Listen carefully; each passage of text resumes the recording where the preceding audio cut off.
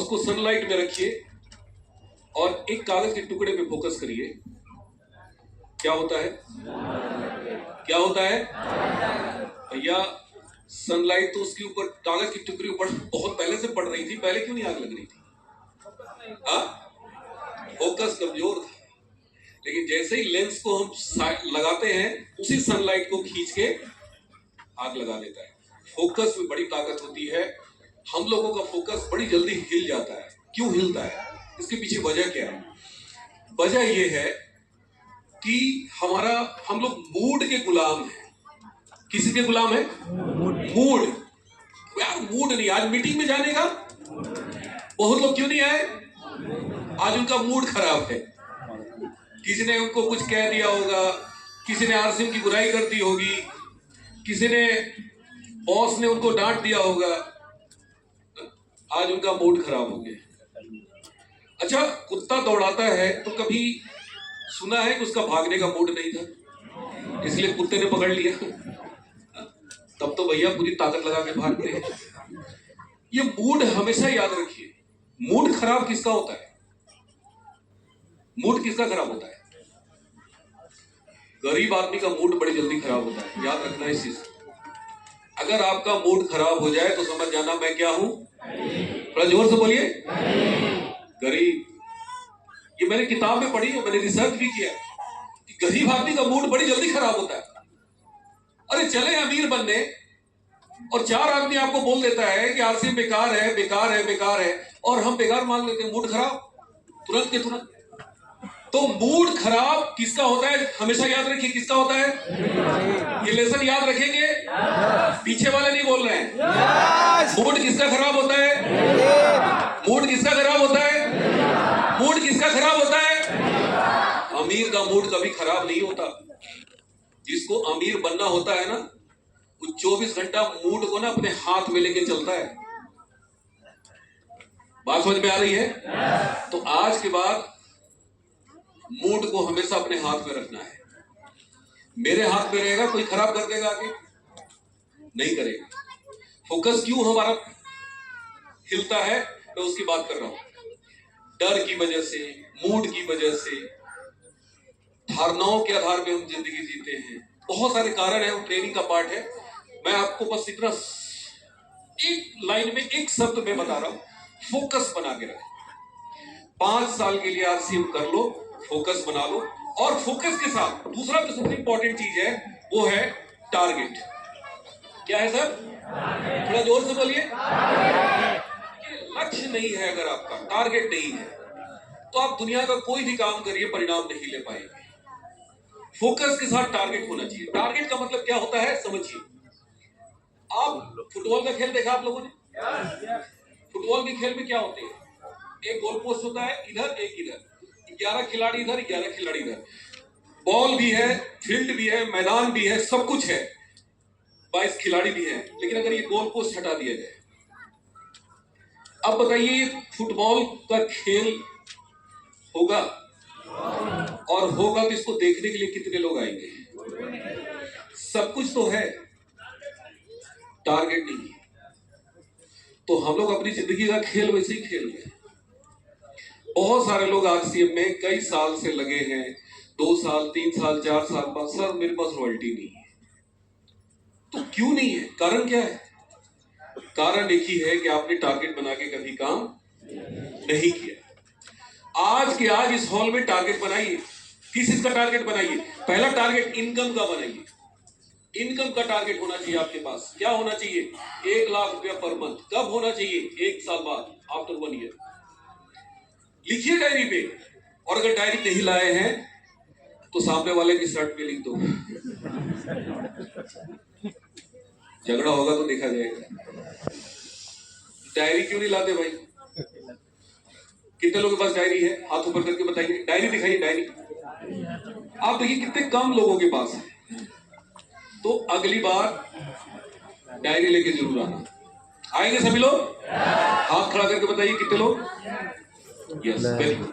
देखिए जीवन में अगर आप ये सब चीजों को रट्टा नहीं मारेंगे, नोट नहीं बनाएंगे, कैसे आप भूल जाएंगे? आप ये मूवी नहीं है 3 घंटे का कि चलो बड़ा मजा आ गया। बहुत लोग निकलेंगे बाहर, यार आज की मीटिंग में मजा आ गया, क्या मजा आ गया, 3 घंटे के मजा आ गया। ऐसा तो मूवी जाके देख लीजिए, मजा आ जाएगा। भैया जीवन में बड़ा बनने के लिए सीखना पड़ता है। क्या करना पड़ता है? सीखना पड़ता है। तो टारगेट सेट करिए। क्या टारगेट सेट करिए? पहला टारगेट इनकम का, कि हमें 1 साल के अंदर कितना लेना है? थोड़ा जोर से बोलिए, कितना लेना है? अच्छा, 1 ही लाख लेना है कि पर मंथ लेना है? थोड़ा जोर से बोलिए। कितने लोगों को 1 लाख पर मंथ चाहिए? RCM per month. हाँ, बहुत बढ़िया, बहुत बढ़िया, बहुत बढ़िया, ताली बजा लीजिए, बहुत बढ़िया। 1 लाख पर मंथ, बोलिए मेरे साथ, फिर से बोलिए। बोलने से आगे आपके जेब में, पीछे से नहीं आ रही है। आरसीएम क्यों करना है? आरसीएम क्यों करना है? आरसीएम क्यों करना है? आरसीएम क्यों करना है? आरसीएम क्यों करना है? 1 लाख पर मंथ, इससे कम के बारे में सोचना पाप है। और पापियों, मत करो ये पाप। इतने पापी आरसीएम में आ गए हैं कि आरसीएम का नाम खराब कर रहे हैं। अपना तो जिंदगी खराब कर ही चुके हैं। आरसीएम में आ जाएंगे, 2-4 साल तक लगे रहेंगे घसीटा राम की तरह, घसीटाते फुसटाते, लुढ़कते फुड़कते रॉयल्टी में पहुंच जाएंगे। अब वो पहुंच गए, उसके आगे बढ़ेंगे ही नहीं। अप्लाई धक्का मार मार के थक गया। सर टेक्निकल जाओ, सर टेक्निकल जाओ। अरे ऐसे नहीं होता यार। अगर जिंदगी इतना आसान होती ना तो सारी दुनिया आरसीएम कर रही होती। लक्ष्य बनाइए। दुनिया का कोई भी व्यापार, कोई भी बिजनेस, मैं यूनियन बैंक में जॉब करता था, वहां पे टारगेट होता था। हर महीने का टारगेट, हर दिन का target, weekly target, half yearly target, monthly target. कितना टारगेट होता था आप सोच नहीं सकते। हर दिन रिपोर्टिंग करना है आपको। रिजनल मैनेजर की एक ही काम होता था, शाम के टाइम पे फोन गनगनाना। अरे तुम्हारा टारगेट कितना पहुंचा आज? कितना अकाउंट ओपन किया? कितना लोन बांटा? कितना रेकरिंग अकाउंट खोला? कितना फिक्स डिपॉजिट किया? टारगेट सर पूरा नहीं हुआ। इतना गाली देता था। मैं तो नहीं सुना कभी, भगवान ने वो मौका मेरे को नहीं दिया। लेकिन मेरा मैनेजर जब सुनता था ना तो कान में मेरा भी लगा देता था। सुन देख कितना गाली सुनना पड़ता है। बात समझ में आ रही है? दुनिया में जितनी भी बड़ी बड़ी संस्था है ना, ये पैदा होते ही बड़ी नहीं बनी। ये सब शुरुआत किया था, छोटे छोटे शुरुआत किया था। अंबानी तेल भरने से शुरू किए थे, पेट्रोल पंप पे खलासी का काम शुरू किया था। टाटा लोहे गलाने की भट्टी से शुरुआत किया था। ये दुनिया में जितने भी कामयाब लोग हैं, ये पैदा नहीं हुए थे कामयाब, ये बड़े पैदा नहीं हुए थे। ये सब छोटे छोटे काम करके बड़े हुए। कैसे कैसे बड़े हुए? थोड़ा जोर से बोलिए। छोटे छोटे काम करके। हमें लगता है ना कि बड़ा बनने के लिए बड़ा पैदा भगवान करता है। अरे भगवान पैदा सबको हमारी आप जैसे लोग करते हैं यार। समझो बात को। बड़ा बनते हैं लोग, अपने कर्मों से बनते हैं, सीख के बनते हैं। उनको कोई ना कोई बता देता है कि फोकस में क्या ताकत है। उनको कोई ना कोई सिखा देता है टारगेट में क्या ताकत है। टारगेट बनाना शुरू करते हैं वो। हम लोगों के पास कोई टारगेट, हम लोगों के पास कोई टारगेट, सब भगवान भरोसे। हिंदू होटल, एक होटल में मैंने नाम लिखा हुआ देखा, भगवान भरोसे। मैं कहा बेटा तू भगवान ही भरोसे रह। गाड़ी में आगे बढ़ा दी।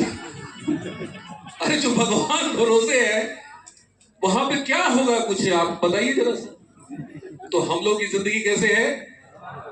थोड़ा बोलो ना। भगवान भरोसे दिक्कत है, समझिए बात। आपकी जिंदगी में जो भी आज के डेट में अभाव है, जो भी प्रॉब्लम है, सब इसलिए है क्योंकि आज तक आपने टारगेट बना के कुछ काम। भाई आज तारीख कितनी है? डी कुमार आज कहाँ है? क्यों है? Thank you. क्यों है लुधियाना? अचानक से टपक पड़े होंगे। अरे वो वैष्णो देवी मंदिर जा रहे थे यार, सोचे कि यहाँ पे थोड़ा लुधियाना वालों से मिल लेते हैं। ऐसा है? यहाँ पे जो ऑर्गेनाइजर है उनसे पूछिए कि डेट कब लिए थे, कहाँ गए मनोज जी, जयसवीर जी। थोड़ा जोर से बोलो। 1 साल पहले से डेट फाइनल होती है। 365 दिन पहले डिसाइड हुआ कि डी कुमार 15 जून को लुधियाना आएगा। कितना दिन पहले? अच्छा, मैं अचानक से आ जाता है यहाँ पे, कितने लोग मिलते हैं?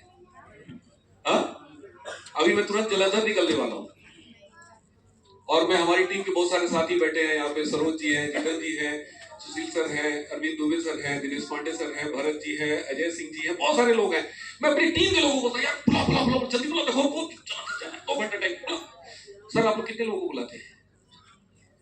अरे बुलाना तो छोड़ दीजिए, ये प्रकट हो जाती, यही बहुत बड़ी बात है। हम लोग ऐसे ही आरसीएम कर रहे हैं 99% लोग, और इसीलिए रिजल्ट हमारे पास नहीं है। तो जिंदगी में लक्ष्य बनाइए कि आरसीएम से 1 साल बाद आपको कौन सी कार चाहिए। मैंने अपने सीनियर से पूछा था कि सर 1 साल में कार आ सकती है क्या? सुजीत सर ने बोला कौन सी कार चाहिए? मैंने कहा सर हमको सबसे बड़ी वाली चाहिए। उस समय ज्यादा बड़ी बड़ी गाड़ियां नहीं थी, आज से 20 साल पुरानी बात बता रहा हूँ। उस समय स्कॉर्पियो बहुत बड़ी चीज होती थी, मानी जाती थी। मैंने कहा कि सर स्कॉर्पियो चाहिए। बोले देखो स्कॉर्पियो नहीं आएगा 1 साल में। मैंने कहा कौन सा आएगा? बोले अल्टो आ सकता है।